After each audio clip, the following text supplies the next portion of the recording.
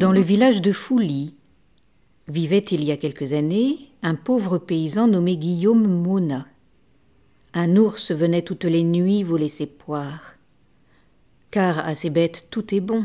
Cependant, il s'adressait de préférence à un poirier chargé de crassanes. Qu'est-ce qui se douterait qu'un animal comme ça a le goût de l'homme et qu'il ira choisir dans un verger justement les poires fondantes? Or, le paysan de Fouly préférait aussi par malheur les crassanes à tous les autres fruits. Il crut d'abord que c'étaient des enfants qui venaient faire du dégât dans son clos. Il prit en conséquence son fusil, le chargea avec du gros sel de cuisine et se mit à l'affût. Vers les 11 heures, un rugissement retentit dans la montagne. « Tiens, dit-il, il y a un ours dans les environs. » 10 minutes après, un second rugissement se fit entendre.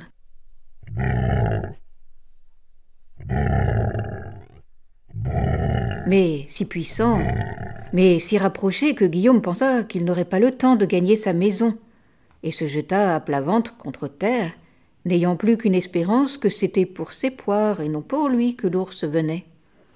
Effectivement, l'animal parut presque aussitôt au coin du verger, s'avançant en droite ligne vers le poirier en question, passa à 10 pas de Guillaume, monta lestement sur l'arbre dont les branches craquaient sous le poids de son corps, et se mit à y faire une consommation telle qu'il était évident que 2 visites pareilles rendraient la 3e inutile.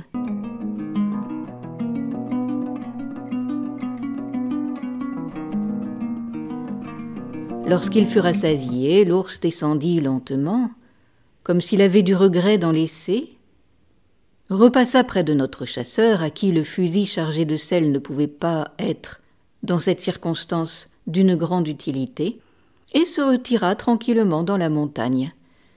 Tout cela n'avait duré qu'1 heure à peu près, pendant laquelle le temps avait paru plus long à l'homme qu'à l'ours.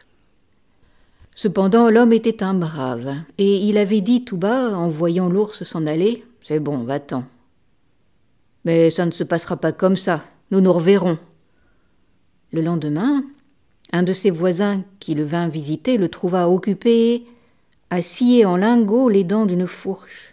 « Mais qu'est-ce que tu fais donc, là ?» lui dit-il. « Je m'amuse, » répondit Guillaume. Le voisin prit les morceaux de fer, les tourna, les retourna dans la main, en homme qui s'y connaît, et après avoir réfléchi un instant, « Tiens, Guillaume, dit-il, si tu veux être franc, tu avoueras que ces petits chiffons de fer sont destinés à percer une peau plus dure que celle d'un chamois. »« Peut-être, » répondit Guillaume. « Tu sais que je suis un bon enfant, » répondit François, c'était le nom du voisin. « Eh bien, si tu veux, à nous deux, l'ours, 2 hommes valent mieux qu'1. »« C'est selon, » dit Guillaume, et il continua de scier son 3e lingot. « Tiens, » continua François, « je te laisserai la peau à toi seul. » Et nous ne partagerons que la prime et la chair.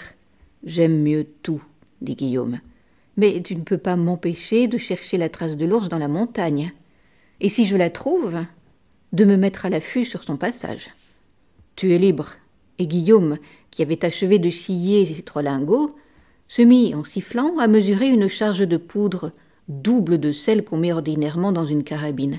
« Il paraît que tu prendras ton fusil de munitions, » dit François. « Un peu. 3 lingots de fer sont plus sûrs qu'une balle de plomb. Cela gâte la peau, ça tue plus roide. Et quand comptes-tu faire la chasse ? » « Oh, je te dirai ça demain. »« Une dernière fois, tu ne veux pas ? » ?»« Non. »« Je te préviens que je vais chercher la trace. »« Bien du plaisir. »« À nous deux, dis, chacun pour soi. »« Adieu, Guillaume.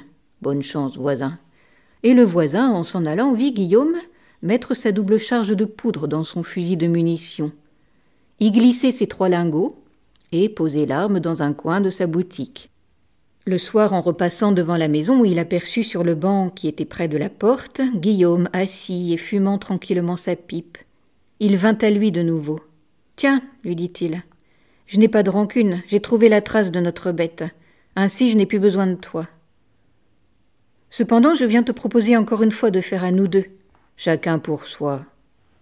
Le voisin ne put rien dire de ce que fit Guillaume dans la soirée. À 10h30, sa femme le vit prendre son fusil, rouler un sac de toile grise sous son bras et sortir. Elle n'osa lui demander où il allait, car Guillaume n'était pas homme à rendre des comptes. François, de son côté, avait véritablement trouvé la trace de l'ours. Il l'avait suivi jusqu'au moment où il s'enfonçait dans le verger de Guillaume, et n'ayant pas le droit de se mettre à l'affût sur les terres de son voisin, il se plaça entre la forêt de sapins, qui est à mi-côte de la montagne, et le jardin de Guillaume. Comme la nuit était assez claire, il vit sortir celui-ci par sa porte de derrière.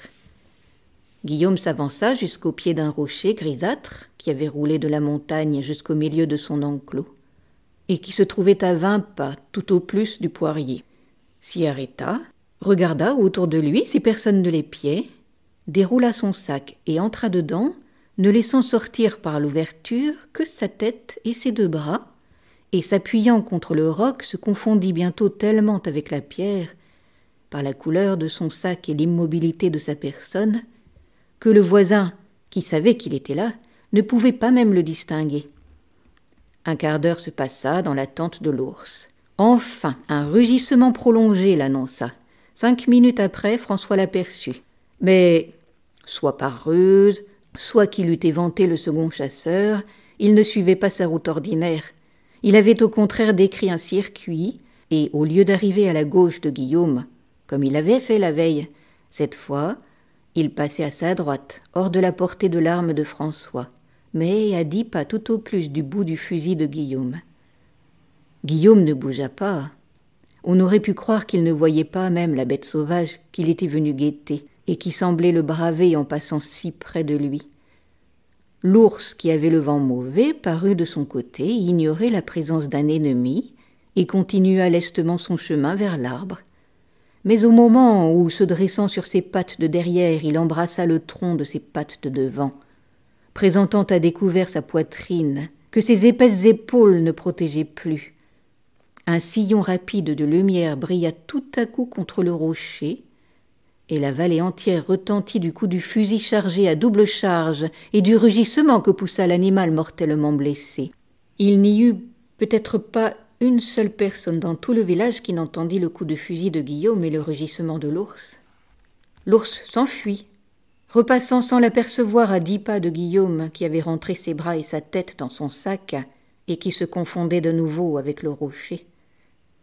Le voisin regardait cette scène, appuyé sur ses genoux et sur sa main gauche, serrant sa carabine de la main droite, pâle et retenant son haleine. Pourtant c'est un crâne chasseur. Eh bien, il m'a avoué que, dans ce moment-là, il aurait autant aimé être dans son lit qu'à l'affût. Ce fut bien pis quand il vit l'ours blessé, après avoir fait un long circuit, chercher à reprendre sa trace de la veille, qui le conduisait droit à lui. Il fit un signe de croix, car ils sont pieux, nos chasseurs, recommanda son âme à Dieu et s'assura que sa carabine était armée.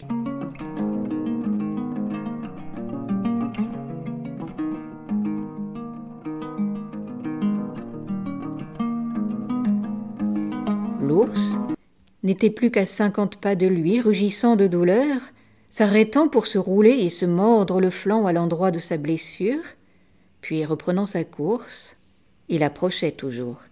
Il n'était plus qu'à 30 pas. 2 secondes encore et il venait se heurter contre le canon de la carabine du voisin, lorsqu'il s'arrêta tout à coup, aspirant bruyamment le vent qui venait du côté du village, poussa un rugissement terrible et rentra dans le verger. « Prends garde à toi, Guillaume, prends garde !» s'écria François, en s'éloignant à la poursuite de l'ours et oubliant tout pour ne penser qu'à son ami, car il vit bien que, si Guillaume n'avait pas eu le temps de recharger son fusil, il était perdu. L'ours l'avait éventé. Il n'avait pas fait un pas qu'il entendit un cri. Celui-là, c'était un cri humain, un cri de terreur et d'agonie tout à la fois. Un cri dans lequel celui qui le poussait avait rassemblé toutes les forces de sa poitrine, toutes ses prières à Dieu, toutes ses demandes de secours aux hommes. « À moi !» Puis rien. Pas même une plainte ne succéda au cri de Guillaume. François ne courait pas, il volait. La pente du terrain précipitait sa course. Au fur et à mesure qu'il approchait, il distinguait plus clairement la monstrueuse bête qui se mouvait dans l'ombre, foulant aux pieds le corps de Guillaume et le déchirant par lambeaux. François était à 4 pas d'eux, et l'ours était si acharné à sa proie qu'il n'avait pas paru l'apercevoir. Il n'osait tirer de peur de tuer Guillaume s'il n'était pas mort, car il tremblait tellement qu'il n'était plus sûr de son coup.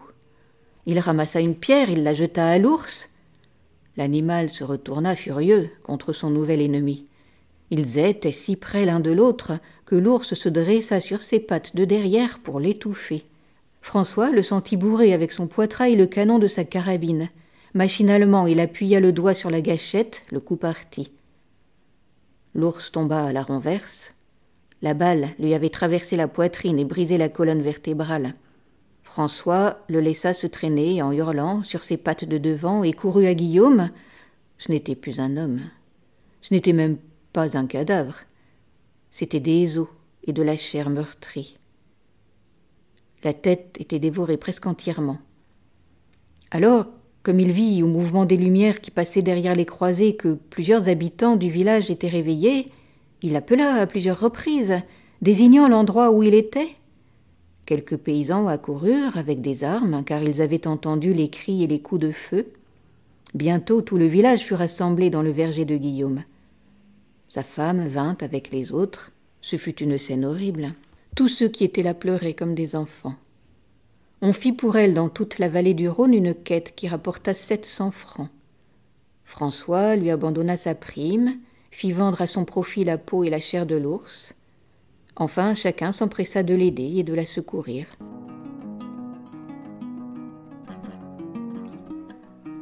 Ce conte a été écrit en 1842. Il se situe dans un village de Haute-Savoie. Alexandre Dumas, père, également romancier des Trois Mousquetaires et des Contes de Monte Cristo, a écrit beaucoup de contes. Si vous comprenez la morale de celui-ci, je vous laisse libre d'en donner les commentaires.